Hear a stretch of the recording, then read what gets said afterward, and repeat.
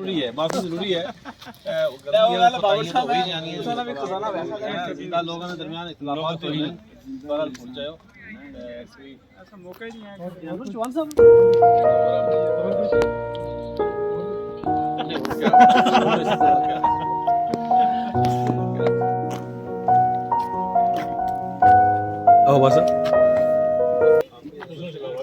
Selfie है क्या? Best wishes. नहीं उधर वाला है, एक गाड़ी में जाएंगे ना।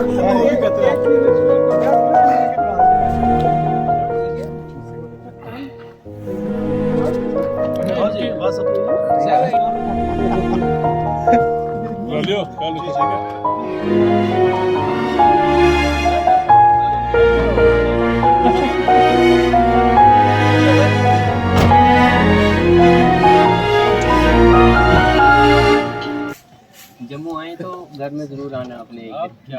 मैं अभी रजौरी में रहता हूँ।